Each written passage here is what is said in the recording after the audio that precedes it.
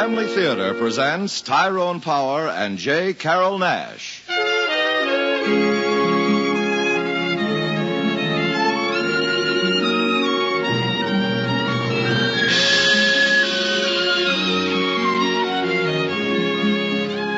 From Hollywood, the Mutual Network, in cooperation with Family Theater, presents The Pox, starring Tyrone Power. And now, here is your host, J. Carrol Naish.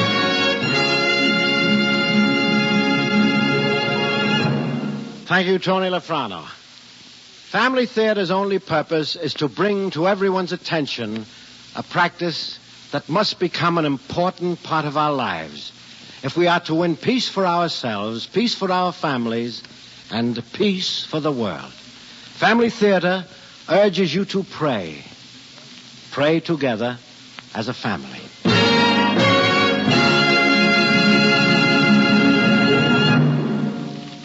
And now to our transcribed drama, The Pox, starring Tyrone Power as Dr. Edward Jenner.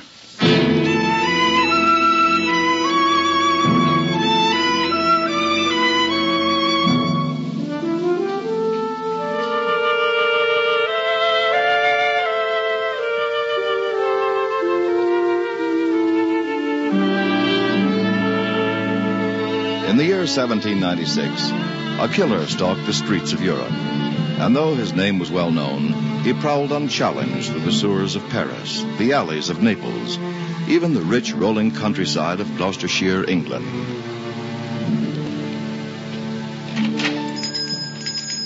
Mr. Phipps, good day to you. Mr. Hughes? Jimmy, lad. Morning, sir. What might be your pleasure, Mr. Phipps? It's the boy here. Touch of the colic, I think. What would you give him? Oh, too many sweets, eh, laddie? I say it's just that. Pure stuffing himself. I haven't been stuffing myself. Close your mouth. I say you have. He'll be fit as an ox by supper. But his mother, well, you know women. That I do. Well, then, something for the colic. Let's see. It needn't be much. I've no wish to spend a fortune. Aye, well, for the colic. I'd say a bit of scammony. And what do you call a bit? There, that's a bit. How much? Tuppence. For that little twig of a thing? Including my trained advice as an apothecary. If it was trained advice I wanted, I'd be going to Dr. Jenner. Then I suggest you do, Mr. Phipps. The scammony's tuppence. Do you want it? It's a steep price for something so small. Take it or no? Hello, Dr. Jenner. Oh, morning, Jimmy. Mr. Phipps. Morning to you, sir. What's your pleasure, Doctor? Small packet of mercury salts, Hughes. Aye. Well, how are you feeling, Jimmy? I've got the colic. Well, that's too bad. Where does it hurt? It hurts in the stomach, so we'll not be wanting to trouble you, Dr. Jenner. No trouble at all. Stick out your tongue, Jimmy. If you're thinking to charge me for this service... There won't be any charge, Mr. Phipps. Go on, Jimmy. Stick out your tongue and say, ah. Ah. No discoloration. Any chills or headaches lately? No, sir. What would it be meaning if he had? Oh, it could mean nothing. On the other hand, well, there has been an outbreak of the pox over near Sodbury. Oh, no, you don't. I beg pardon? You doctors are all one. Always drumming business for yourselves. I've told you once, I'll have no part of that inoculation business you do. I don't pretend it's perfect, but it has shown results. Aye, and some of those results are dead and buried outside the kirk. It's daft, giving yourself the smallpox so you won't catch it later. Until something better comes along, it's all we can do. Aye. Well, you'll no do it to me or mine. And furthermore, we'll not be catching the pox, even if it comes. I hope you're right, sir. I am. We've all but Jimmy had the cowpox, so we'll no catch the other. Come along, lad. Here's your salts, Doctor. Oh, thank you, Hughes. Of all the ignorant, superstitious... He's caught the cowpox, so that protects him. Well, one can hardly blame a man for being afraid of inoculation. It can as likely kill a person as cure them. But it's scientific. All the best doctors use it. And the worst. We all use it. Because there's nothing else. It seems to me, Dr. Jenner, that for a country practitioner, you're mighty impatient with the achievements of science. Oh, Hughes, don't talk like a fool. A fool, am I? For almost 75 years, inoculation has saved people from the pox. Yes, and it's also helped spread the very thing it's trying to check.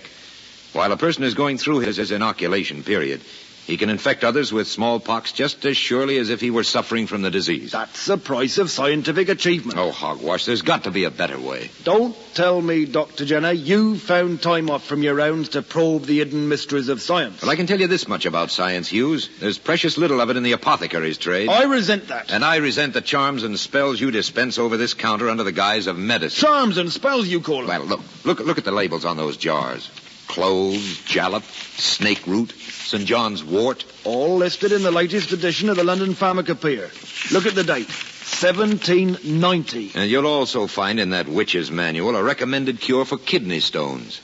Light wine, gentian root, and nutmeg. Well, if that combination has ever produced anything but a morning headache, I've yet to learn of it. very well, Dr. Jenner. Perhaps you'd like to give me your solution for curing the pox. A man so critical of the work of others must surely have something better to offer. If there's something better, Hughes, it's nothing I have to offer. It's here already. Man has only to find it. Then what kind of science is that?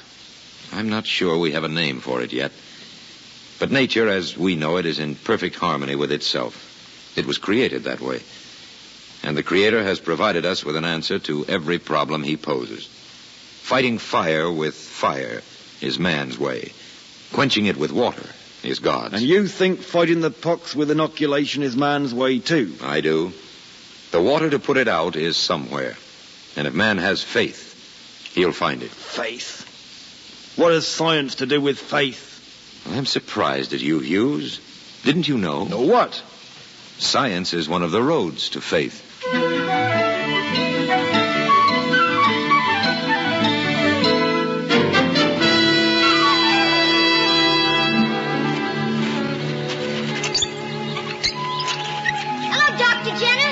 Well, hello, Jimmy. How's the colic? Oh, that's been gone a week. It's not me who's sick this time. It's Sarah, our milkmaid. I know. That's why I stopped by. How's she feeling? All right. Does Father know you've come? Well, I met him in the square this morning and told him I might look in. He doesn't like doctors, does he?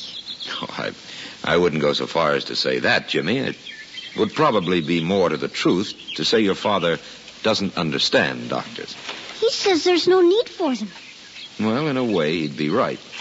If the world knew all there was to know about diseases. Father says that if you get sick and God wants to cure you, he won't need any help from a doctor. I'm sure he won't. But I've also heard that God helps those who help themselves. Even doctors? That seems to be the prevailing opinion. Could I be a doctor? Would you like to be, Jimmy? Oh, yes. Someday I'd like to be a doctor just like you and help people help themselves. Then I shouldn't be surprised if you will. Is Sarah up and about in the cottage? Oh, yes. Come in. Sarah! Sarah! My dear Jimmy, what is it you want? Oh, Dr. Jenner. Good day, Sarah. How are you feeling? I'm right weak, but I've come around in a day, so it was good of you to visit me, Doctor. Is there anything I can do? Oh, no, sir. It's just the cowpox. In a manner of speaking, I'm glad I caught it. Well, that's very philosophical of you. Oh, it's not... not... whatever you just said, sir. I'm pleased to have caught the cowpox, even though it does leave me a bit marked up with these red spots. Why are you pleased, Sarah? For it means now I'll never catch the smallpox.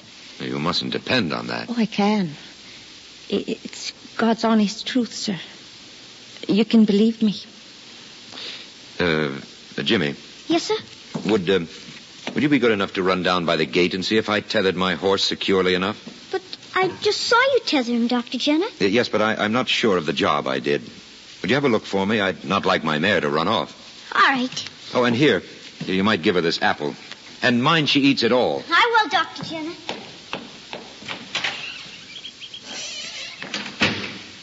Now, Sarah. Yes, Doctor? You told me something a moment ago you swore was God's honest truth. About the cowpox? Yes. You mean about not catching the smallpox if you'd had the cowpox? Exactly. Now, Jimmy's not standing between us to hear you if you'd like to admit that's something you heard his father say. Well, Well, yes, I've heard Mr. Phipps say it. You're a good girl to tell the truth. But also my father used to say it. And my brothers and anyone who's tended cows. You mean it's a general superstition among farm folk? It is no superstition, Dr. Jenner. It is true. Them as have had the cowpox will never catch the smallpox. Sarah, I've successfully inoculated dozens of farmers, men whose cattle have been ravaged by cowpox. But had the farmers themselves had it? I should certainly think so. They tended their herds all the while the animals were affected. That needn't mean they caught it, sir. I had an older brother was an herdsman 20 years and never did. But when the smallpox came, he caught that. And in a fortnight he was dead. Sarah, did you see this happen with your own eyes? I did not, sir. If I had, I wouldn't be here to tell of it. That was 6 years ago, and I'd not had the cowpox myself yet. Where was your brother working? Small farm near Tidworth. Him and one of the owner's children were the only ones caught the smallpox of the lot. And what about the child? He died. Same as Billy, my brother. He'd not the cowpox neither. It's God's honest truth, sir. God's honest truth. I beg pardon, sir. Just thinking, Sarah. Well, I must be getting along. Thank you for looking in, Doctor. Sarah. Yes, sir? Would you be knowing if Mr. Phipps will be at home this evening? Not before 9 or 10, sir. No? He went to the cattle auction this morning. Oh, I see. But you might find him back at the inn about 7, sir. He often stops there when he's up late on business. About 7, you say? Yes, sir. Thank you, Sarah. I'll try the inn.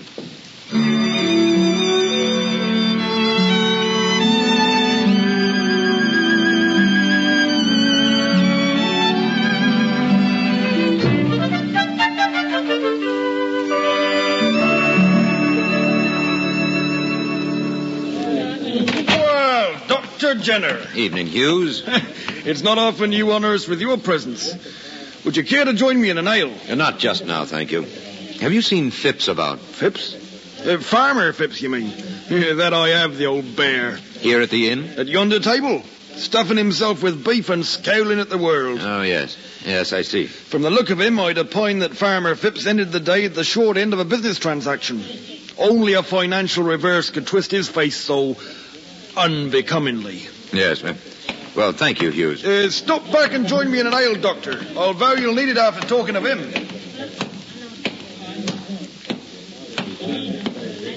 Mr. Phipps. Dr. Jenner, May I join you? it's a public inn. I stopped by to see Sarah earlier today. If you're thinking to derive a fee from that... No, I'm not. Well, if you are, I'd remind you that Sarah Nelms is paid a milkmaid's wage. So if you have any bills, send them to her. There won't be any bill, Mr. Phipps. I wanted to speak with you about something you said last week when we met in the apothecary's shop. What might that be?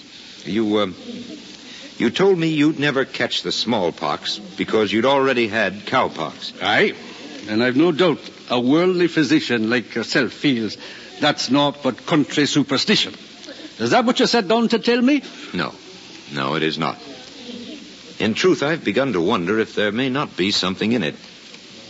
Sarah Nelms told me the same thing this afternoon. As could have any milkmaid from Glasgow to Wales. Yes, but Sarah cited a specific case. Her brother? Yes. I could match it with a score. My own father died in the pest house.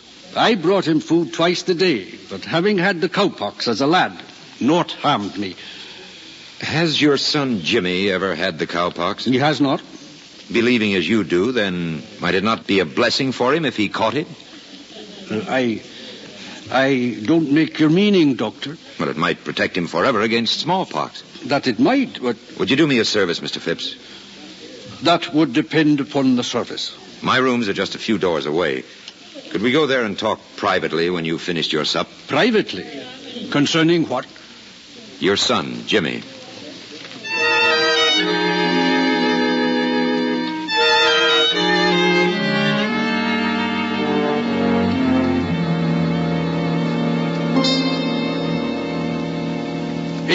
It's daft, as daft as your inoculation. On the contrary, it may be nature's answer to the risk we run with inoculation. But to give someone one disease to fend off another, it's unnatural. Why is it unnatural to use the very medicine nature provides us with? Because nature is not to be ruled by man. Then why is it here? Why has it been given us? To enjoy, but not to tamper with. No, Doctor, I'll not permit it. Now listen to me, Phipps. God has given us fire and water. Do you call it tampering with nature that we have combined these two forces and produced a steam engine? A steam engine is not a disease. But people have been scalded by steam, burned to death. And yet, does its good not outweigh its evil? I'll no be swayed by your tongue, Doctor. I say it's unnatural to tamper with God's creatures, and that's an end to it. Where were you this afternoon? What has that to do with it? Were you not at a cattle auction? I was. And was not your purpose at that auction to acquire stock that would improve the strain of your own herd? I didn't see what bearing this has on the matter. Then apparently you do not see anything unnatural in man's attempting to improve God's creatures when they happen to be cows. No, look here. But when it comes to man's bettering himself, then you balk. Is that it? It's not the same thing. Phipps, you and I are God-fearing men. For all our differences, we kneel in the same kirk on the Sabbath. We lift our hearts to the same Almighty. We both labor to be pleasing in His eyes. Are we to ignore the wisdom He gives us when it may prove a boon to the rest of His children for all time to come? But Jimmy, why must it be Jimmy? Could you not give the cowpox to an older person? Giving it to an older person would prove nothing. The important thing is to learn if it can prevent smallpox in the very young.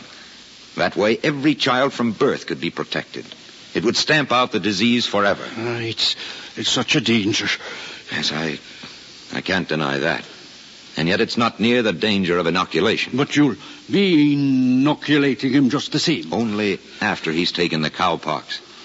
And if your experience is right, the smallpox inoculation will then be harmless to him. Well, I can't submit the lad to it. Unless he's willing. Neither could I, Mr. Phipps. You have convinced me that doing this might be God's will. But Jimmy must have the final say-so. Of course.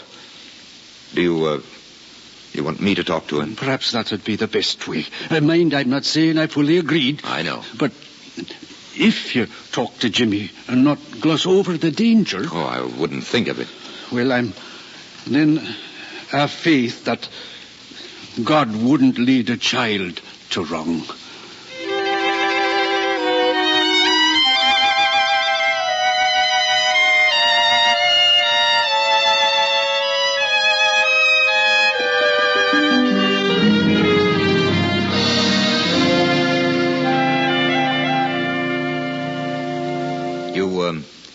You're certain you know just what I'm going to do then, Jimmy?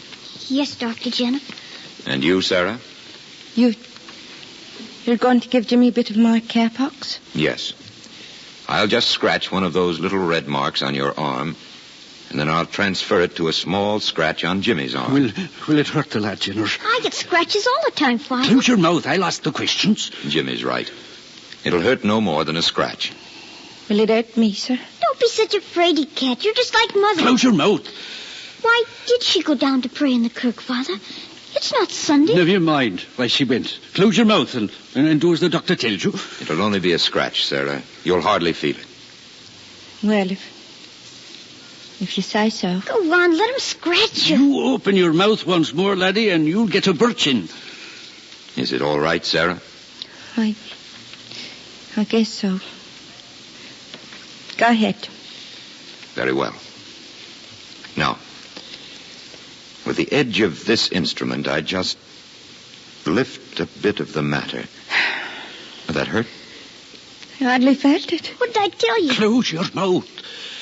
I take a bit of this matter from one of the red marks on your arm, Sarah, and then I make a scratch, so, on Jimmy's arm. It felt good. That's a brave lad. And then touch the same instrument to it. So. And there we are. Is that all? That's all. What do you think he was going to do? Cut off my hand? You are a brave lad, Jimmy. Now what do I do, Doctor? Now we wait a week or so. And then what? Then comes a time, Jimmy, when you'll have to be even braver.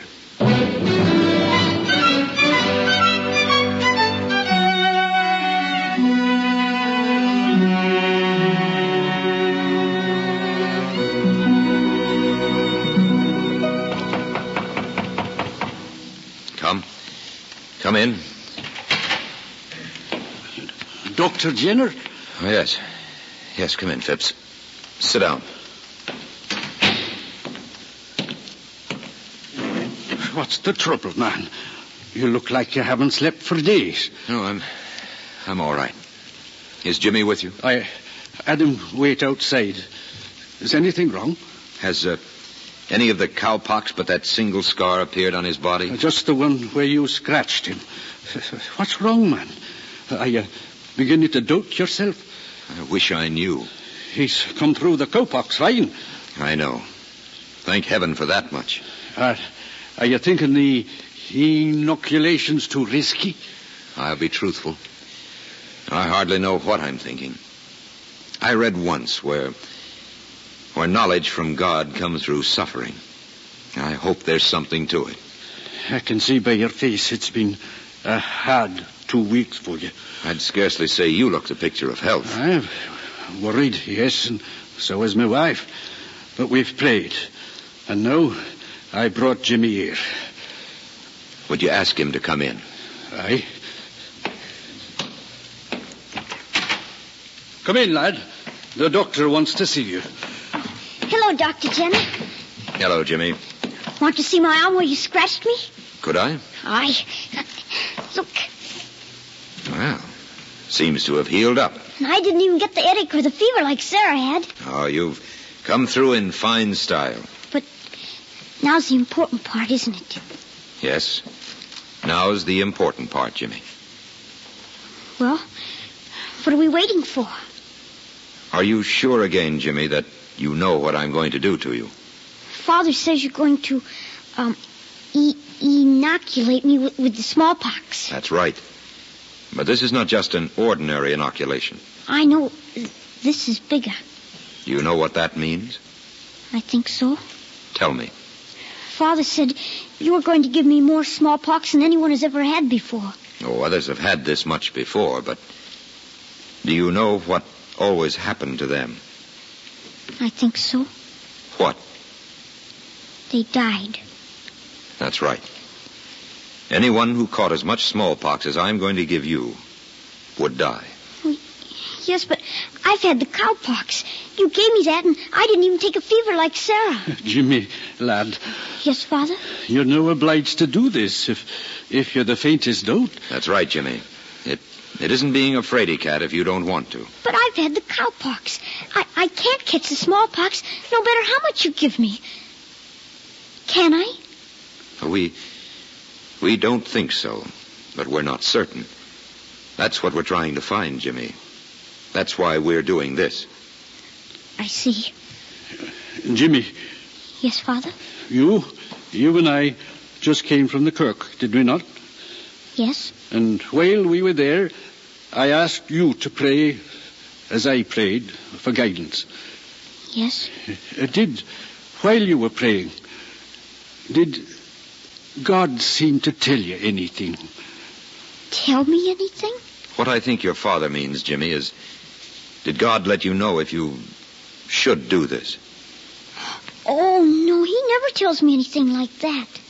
He doesn't? Oh, never. I kneel in the kirk and say my prayers, and then he reminds me I should obey my parents and do what grown-ups say is best. That's all he ever tells me. I see. And both you and Father are grown-ups, and I heard you say this is best. So I know he wants me to do it. Well, Doctor? Jimmy? Yes, sir? Roll up your sleeve.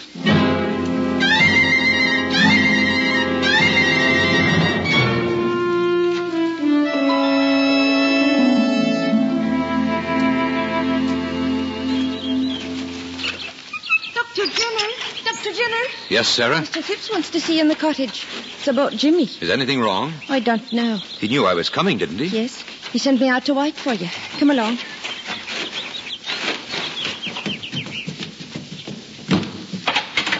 Go right in, sir. Dr. Jenner.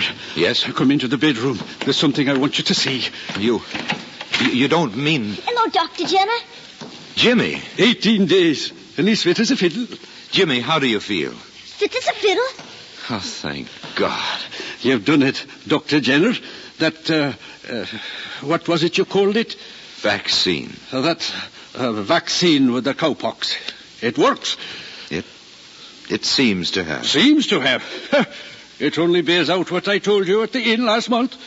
What was that? Nothing any milkmaid from Glasgow to Wales couldn't have told you. Just common sense. Oh, yes. Yes, I remember now. Anyone who's had the cowpox will never catch the smallpox. Yes. And you were right, too, Sarah. Me, sir? Yes. It is God's honest truth.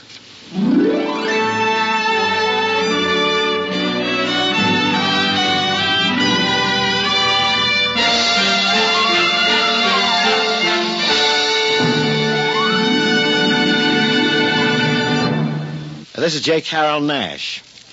You know, friends, I heard a remark the other day that struck me rather forcibly, and I'd like to pass it along to you. The best that I can hope for, said a friend of mine, is to live to the age of 70. That'll give me 840 months of life. Now, I figure that for a third of a man's life, he's not quite sure what it's all about. He spends another third just sleeping. That leaves 280 months in which he can accomplish the good that God expects of us. We certainly can't try to dodge our opportunities. Above all, we cannot overlook our responsibilities to our families, and the reason we can't is that is the vocation in life to which most of us are called. If we wholeheartedly dedicate ourselves to making our homes as happy and as holy as God meant them to be, well, then we'd surely not be wasting the life that has been given to us. And God will help us do this. If we have the vision and the faith to pray to Him daily in the circle of our home. For I can promise you this, the family that prays together stays together. More things are wrought by prayer than this world dreams of.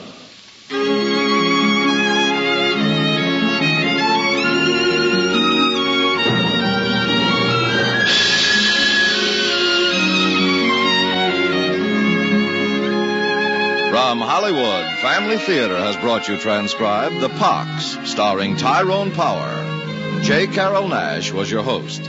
Others in our cast were Virginia Gregg, Richard Peel, Herb Butterfield, and Richard Beals. The script depicting a true incident in the life of Dr. Edward Jenner was based upon an idea by Robert Hardy Andrews and was written and directed for Family Theater by John T. Kelly, with music composed and conducted by Harry Zimmerman.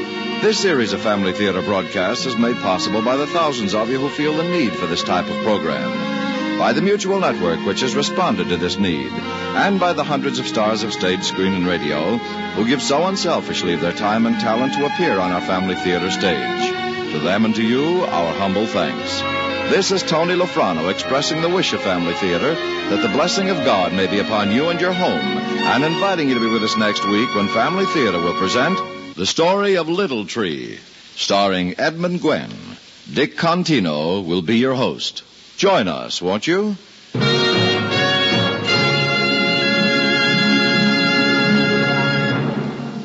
Family Theater is broadcast throughout the world and originates in the Hollywood studios of the world's largest network. This is the Mutual Broadcasting System.